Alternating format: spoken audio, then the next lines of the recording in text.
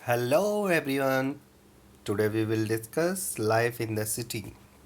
आज हम देखेंगे कि आज इस चैप्टर में हम पढ़ेंगे कि हड़प्पा में कौन कौन किस किस प्रकार से लाइफ को जिया जा रहा था, यानी कि कौन कौन सी बेसिक फैसिलिटी थी जिसके कारण हड़प्पा सिविलाइजेशंस बहुत ज़्यादा फेमस थी।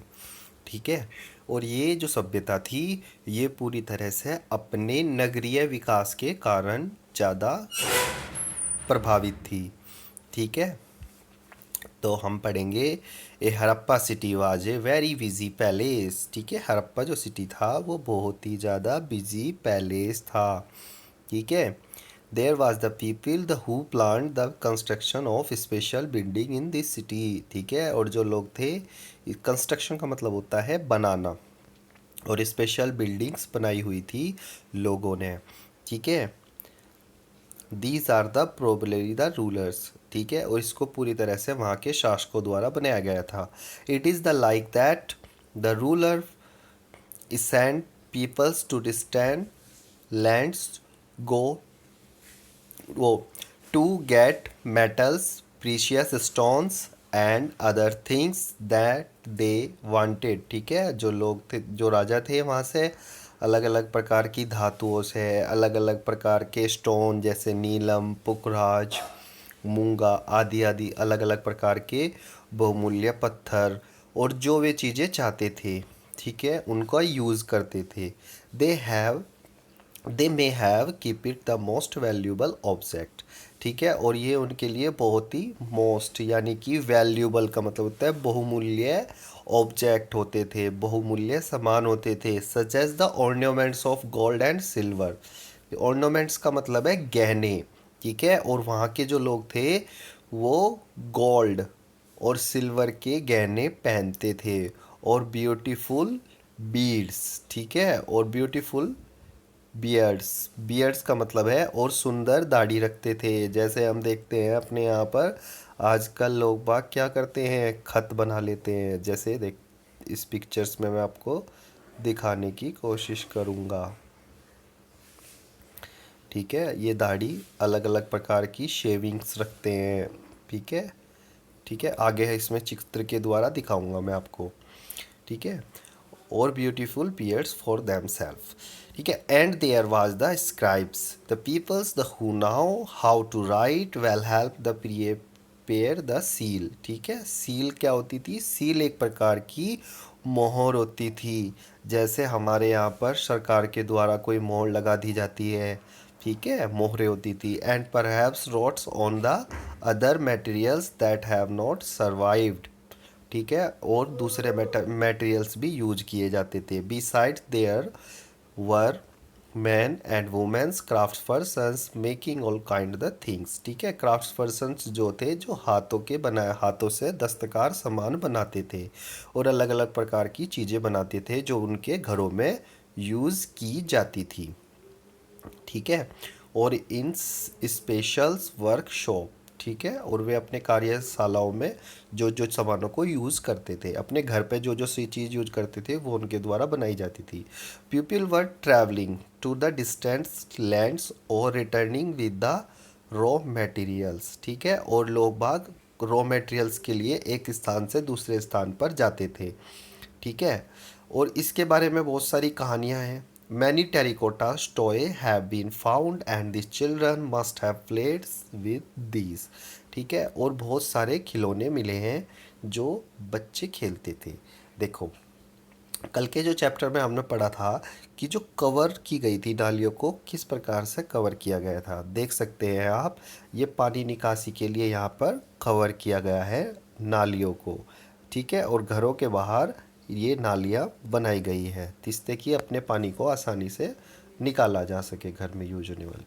और घर के अंदर ही कुओं का एक फ़ोटो मिला है, the street in the Mohenjodaro with the drain. ठीक है। ऊपर जो चित्र बनाया हुआ है सबसे ऊपर, वो मोहनजोदड़ो में मिली हुई नालियाँ हैं।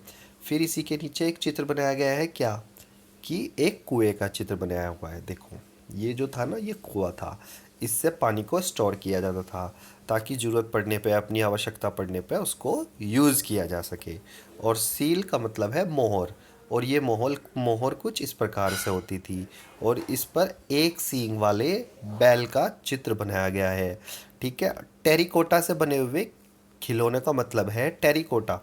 टेरिकोटा, टेरिकोटा को बोलते हैं हम टेरिकोटा, यानी कि मिट्टी।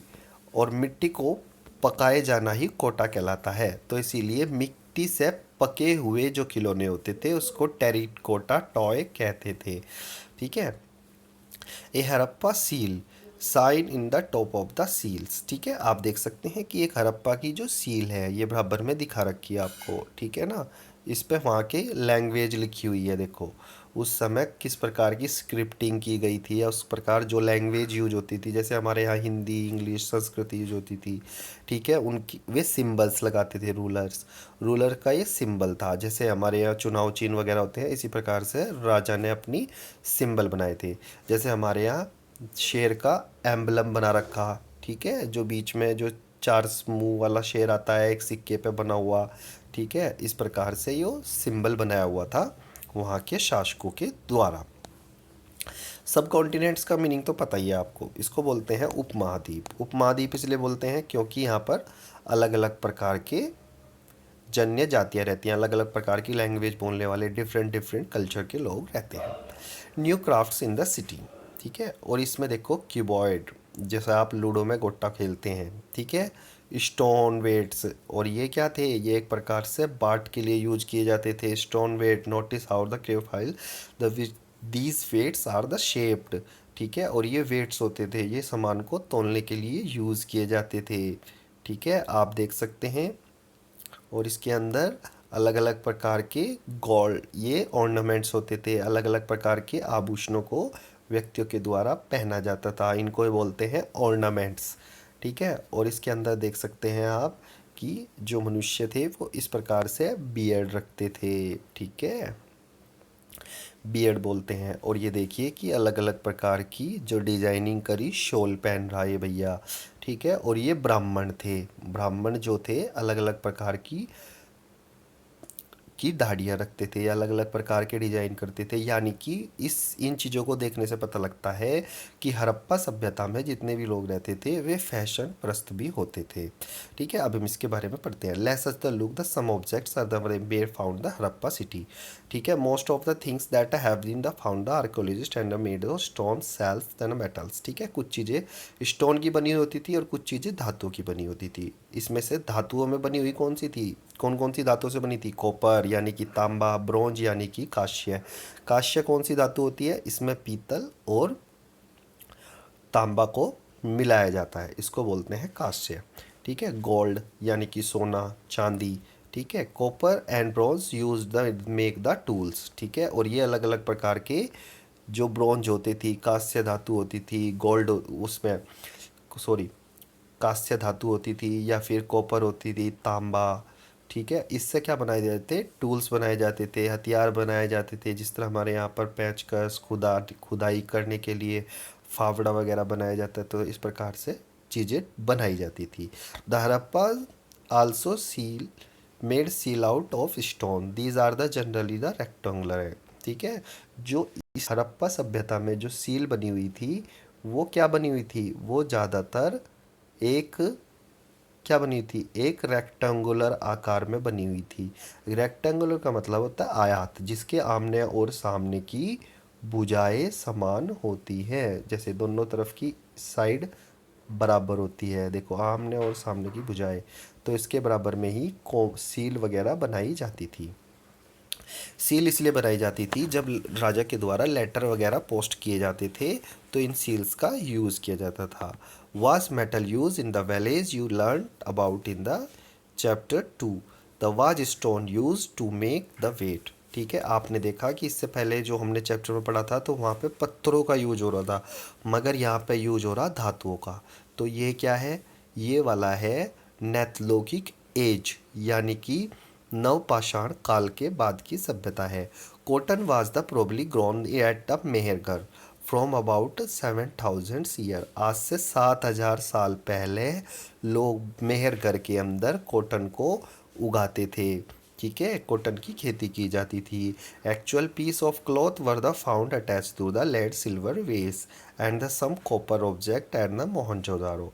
ठीक है, कुछ और उन पर क्या की जाती थी, कुछ में चांदी के तार भी लगाए जाते थे कपड़ों के अंदर। ठीक है, सिल्वर वेस किया जाता था। मगर क्या है कि some copper object at the Mohenjodaro, और कुछ तांबे की बनी हुई धातुएं की बने हुए सामान मोहनजोदारो से प्राप्त हुए हैं। Archaeologist have the found the spindle walls. ठीक है, स्पिंडल वॉल्स बताएंगे अभी, एक मिनट। ठीक है, मिले हैं, देखो जैसे में फेयांस। ठीक है, फेयांस क्या होते हैं, फेयांस के बारे में हम इसमें पढ़ेंगे। फेयांस है क्या, ठीक है। अनलाइक स्टोन्स और shells that the found naturally, the faience is a material that is artificially produce. ठीक है, फेयांस एक प्रकार का मटेरियल है जो आर्टिफिशियली प्रोड्यूस किया जाता है। इसके अंदर गम यूज होता है। गम, गम का मतलब होता है जो आप अपने यहाँ पर फेविकोल वगैरह लगाते हैं, उसको यूज़ करके और कुछ पाउडर को मिला के, जैसे कि हम, आपने एक नाम सुना होगा प्यूपी, प्लास्टर ऑफ पेरिस, इस प्रकार से कुछ पत्थर को पीस के या फिर उसके अंदर रेत मिला के फिर उसको बना के एक प्रकार का मटेरियल तैयार किया जाता था जिसको बोलते हैं हम faience. The objective objects were then glaze resulting in the shining glassy and surface. फिर उसके ऊपर पॉलिशिंग करी जाती थी ग्लासी सरफेस को दिखाने के लिए। आप देख सकते हैं कि इसके अंदर किस प्रकार से उन्होंने इसके ऊपर क्या कर रखी, इसके ऊपर इसको पूरी तरह से जब वो सामान बन जाता था फिर उसको पूरी तरह से कलर किया जाता था, फिर उसके ऊपर पॉलिशिंग की जाती थी। The colours of gauge were usually blue और शीन द ग्रीन्स। ठीक है, ब्लू और समुद्री हरा दिखाया जाता था। Faience was use to make beads, bangles, earrings and tiny vessels. छोटे छोटे सामान्स को बनाने में, चूड़ियों को बनाने में, ठीक है, फ्यांस का यूज़ किया जाता था। ठीक है, और many of things that were produce were A probably work specialist, और ये कार्य किसी स्पेशलिस्ट के द्वारा किया जाता था, हैंडीक्राफ्ट्स के द्वारा किया जाता था। A specialist is a persons the who train to do only one kind of work. Specialist का मतलब होता है जो एक ही प्रकार के कार्य को करता है। जैसे कटिंग स्टोन, कटिंग स्टोन का मतलब है कि अगर पत्थर काटने वाला है तो वो सिर्फ पत्थर काटने का ही काम करता था। और पॉलिशिंग बियर्ड्स का मतलब है कि अगर वो पॉलिशिंग करता था मूर्तियों पे तो वो मूर्ति पे पॉलिशिंग करने का काम करता था। और कार्विंग का मतलब है कि अगर वो कटाई व छटाई करता था, यानी कि उसमें, यानी कि अगर वो सील बनाने का काम करता था, यानी कि मोहर बनाने का काम करता था तो मोहर बनाने का ही काम कर सकता। Look at the illustration page number 28, आप अपने 28 पेज पे देखेंगे। See how well the face is carved, ठीक है, and how carefully beard the in shown. ठीक है, हम देखेंगे कि इस पे इसने फेस को कैसे बनाया, फिर उसके ऊपर कैसे इसने दाढ़ी को बनाया। ठीक है, this must have been the work the experts craftsman, और ये काम जो होता था मूर्तियाँ बना, जिस तरह मूर्तियाँ किसी कलाकार के द्वारा बनाई जाती थी और उसका मूर्ति बनाने का काम होता था, तो इसी प्रकार से ये जो वर्क था बिल्कुल एक्सपर्ट के द्वारा ही बनाया जाता था। Not not everybody could not been a specialist, और कोई ज़रूरी नहीं था कि प्रत्येक आदमी स्पेशलिस्ट हो सकता था अपने काम में। ठीक है, we don't know whether only mans were specialist या वुमेन स्पेशलिस्ट, हम नहीं जानते कि ये स्पेशलिस्ट औरतें होती थी या पुरुष होते थे। पर haves the sums womens and mens have been the specialist, पर ये जानते हैं कि कुछ, शायद कुछ औरतें भी स्पेशलिस्ट रही होंगी या फिर कुछ आदमी भी स्पेशली रहे होंगे। कहने का मतलब ये है कि ज़रूरी नहीं है कि कुछ महिलाएं ही स्पेशलिस्ट हों किसी भी पर्टिकुलर काम के लिए। ठीक है, और इससे ज़्यादा हम कल पढ़ेंगे इसके बारे में। ठीक है, थैंक्स फॉर वाचिंग।